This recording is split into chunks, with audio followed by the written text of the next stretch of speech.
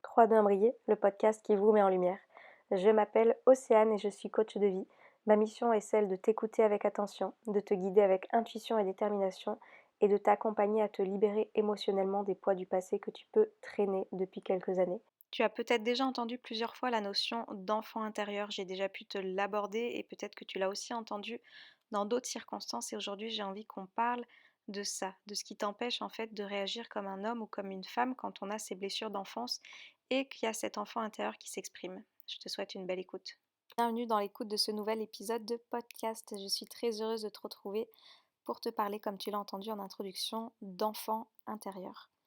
Alors, peut-être que tu es familier avec cette notion, peut-être que tu es en train de te dire mais qu'est-ce que c'est que ça? Ou peut-être encore que tu m'as déjà entendu en parler parce que pour moi c'est quelque chose qui s'exprime fortement quand on n'a pas réglé nos blessures d'enfance, justement, nos blessures émotionnelles, nos blessures d'âme. Je te les répète, on a chacun des blessures qui se sont formées dans notre enfance, abandon, trahison, injustice, humiliation, et j'en oublie un, et rejet, évidemment. Comment j'ai pu l'oublier? Souvent, quand vous faites la définition des 5 blessures de l'âme, si vous oubliez, c'est que probablement c'est une blessure que vous avez. Bref, et du coup, tu vas avoir des réactions qui vont se manifester comme des réactions enfantines, tu vois. Quelqu'un qui va être susceptible, quelqu'un qui va bouder, quelqu'un qui va se mettre ouais, dans son coin. Tout ça, ce sont des réactions de petit enfant qui n'a pas réglé ses blessures émotionnelles et qui n'a peut-être pas cette maturité émotionnelle de pouvoir réagir face à une situation d'adulte. Parce que peut-être que tu as remis la gestion de tes émotions dans l'autre, dans le regard de l'autre, dans la réaction de l'autre. Et du coup, j'ai déjà envie de te déculpabiliser par rapport à ça parce que certainement, comme beaucoup d'entre nous, tu as grandi aussi avec cette notion de mes émotions dépendent en fait du regard de l'autre. Quand on est enfant, on se construit comme ça. Comme je le dis souvent, c'est fais plaisir à maman, finis ton assiette, ne me fais pas honte en public, arrête de crier sinon je vais avoir honte, etc. Bref, je pense que tu as des choses comme ça qui peuvent te revenir de ton enfance où du coup tu as eu l'impression que tes actes avaient une incidence sur les émotions des autres. C'est comme ça que la plupart de... Enfin, pas tous, hein, je ne veux pas faire une généralité, mais en tous les cas, c'est comme ça que beaucoup de personnes peuvent grandir en ayant l'impression que les émotions dépendent en fait des actions que tu as pu faire. Voilà pourquoi c'est très très très très très important de comprendre que ce ne sont pas tes actions qui amènent une réaction dans les yeux de l'autre, mais ce sont bien ses propres pensées sur ce que ça lui en renvoie à lui. Autrement dit, ça faisait peut-être plaisir à ta maman quand tu finissais ton assiette, parce que pour elle, ça signifiait que tu allais bien grandir, être en bonne santé, etc. Peut-être que ton papa avait honte en public quand tu criais ou que tu faisais des caprices, parce que ça lui renvoyait peut-être à lui qui ne se faisait pas écouter, qu'il ne savait pas faire tenir un cadre, etc. Du coup, tu vois, c'est pas ce qui est exprimé dans ces moments-là quand on est enfant. Et pourtant, ça a tout à voir avec les parents en eux-mêmes, plus que vis-à-vis des réactions que nous, on peut avoir en tant qu'enfant, quand on était enfant en tous les cas. Et qu'est-ce qui se passe quand on grandit et qu'on n'a pas fait ce travail sur soi ou qu'on n'a pas notion en fait de tout ce que je suis en train de t'expliquer là? Ce qui va se passer, c'est que on va réagir du coup, bah voilà, avec cet appel de petit enfant qui souhaite être remarqué par l'autre, qui souhaite manifester par des bouderies, par des susceptibilités, par se mettre dans un coin, par des fois même des excès de colère, une manifestation d'émotion, parce qu'on a l'impression que c'est par ce biais-là que l'autre va rentrer en réaction. Sauf que ce n'est plus la bonne manière de faire une fois qu'on est adulte. Ce n'est pas comme ça qu'on se fait comprendre, c'est pas comme ça qu'on arrange les choses, c'est pas comme ça qu'on est dans une bonne communication, dont la communication non violente. Je t'en reparlerai peut-être, ça t'intéresse, tu me diras. Où on vient parler beaucoup plus de ses besoins, de ses émotions, plutôt que de reprocher à l'autre ses faits et ses réactions. Ce qui est important à faire selon moi, c'est d'être attentif. D'être attentif en fait quand cet enfant qui a été blessé par le passé s'exprime. C'est-à-dire qu'on ne va pas revenir, comme je le dis à chaque fois, sur les blessures d'enfance que tu as pu vivre. Elles font partie de ta vie, de ton histoire maintenant. Par contre, les accepter, les comprendre et les reconnaître quand elles se manifestent, cela va te permettre d'avoir des réactions d'hommes, de femmes, dans des choses qui te mettent à mal et qui te ramènent à ces blessures. C'est-à-dire que tu vas entendre ce petit enfant qui s'exprime à l'intérieur de toi, qui va se sentir rejeté, abandonné, humilié, etc. Mais tu vas être cet adulte en fait qui va être là pour lui prendre la main et lui expliquer que tout va bien se passer parce qu'aujourd'hui, tu n'es plus cet enfant. Tu as cette maturité émotionnelle d'être là pour toi, de t'accompagner, de t'aimer, de te respecter, de t'estimer. Et du coup, toutes ces réactions enfantines, elles n'ont plus lieu d'être. Et c'est surtout que tu comprends que ce n'est pas par ce biais-là que tu arriveras à avoir des relations apaisées, saines et sereines, que ce soit avec toi et avec les autres.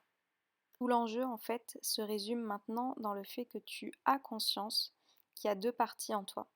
Il y a la partie de cet enfant blessé, cet enfant intérieur qui s'exprime par des traumas, des blessures du passé qui sont réveillées dans un présent qui n'a rien à voir avec ce qui est arrivé. Et il y a cet adulte que tu as construit aujourd'hui, dont tu essayes peut-être de te libérer, tu fais peut-être un travail sur toi pour justement mieux comprendre tes blessures émotionnelles, mieux comprendre tes réactions, euh, avoir conscience que tes émotions, elles dépendent de tes pensées et que tu n'es pas en capacité de faire vivre des émotions à l'autre.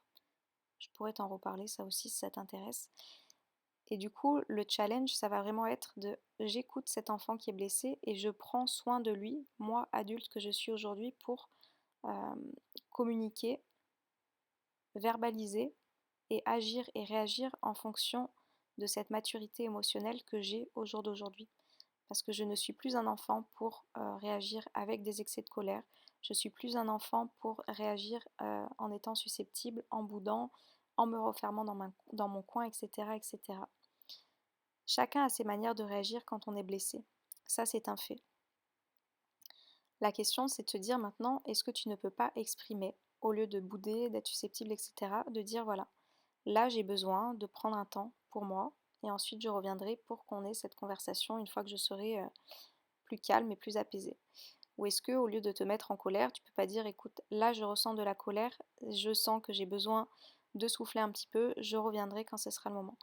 Et du coup, tu vas pouvoir avoir cette position de retrait si tu en as besoin, mais ce sera plus comme un enfant qui vient réagir subitement, qui vient réagir en fait avec excès, mais ça va être l'adulte qui prend en fait la main du petit enfant en disant ok, je te connais, je sais comment tu réagis, et j'ai pas envie justement que ce soit ensuite les mêmes histoires à avoir des regrets d'avoir agi avec cette colère, avec cette impulsivité ou avec ce retrait où après on sait plus revenir, etc. Donc de se connaître, d'exprimer, de verbaliser, c'est aussi montrer sa vulnérabilité, chose qui n'est pas confortable. Et c'est en ça quand on n'a pas accueilli son enfant intérieur aussi, c'est que on a l'impression après d'être vulnérable, alors que quand on est l'adulte qui prend les décisions et qui a cette maturité émotionnelle, cette vulnérabilité en fait, elle est belle, si je puis dire, et elle est aussi très intelligemment, intelligente émotionnellement, c'est ça que je voulais dire, intelligente émotionnellement, parce que tu vas être en capacité de montrer ce que tu ressens exactement, en ayant conscience que ça va pas te rendre plus faible ou plus fragile ou quoi que ce soit, parce qu'en fait, la propre gestion de tes émotions dépend de toi, de tes pensées, de ce que tu es en train d'alimenter, et non pas en fonction des réactions et de ce que l'autre va te dire en face.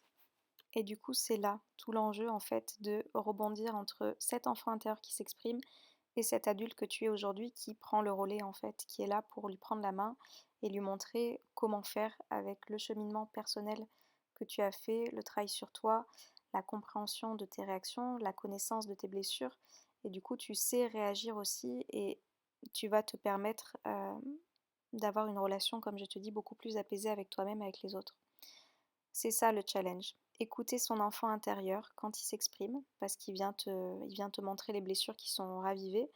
Et généralement, quand tu es confronté à des situations qui viennent raviver ces blessures, comme je dis pour moi à chaque fois, c'est l'occasion d'enlever des couches et des couches que tu as encore sur ces blessures pour euh, arriver à être beaucoup plus en paix et serein dans ta vie et être cet adulte qui a cette maturité émotionnelle aujourd'hui, qui a été en capacité d'évoluer, qui a été en capacité d'aller voir plus loin que son passé qui l'a blessé auparavant et qu'aujourd'hui tu es en capacité peut-être d'être dans cette connaissance de toi pour te sentir beaucoup mieux avec toi et avec les autres.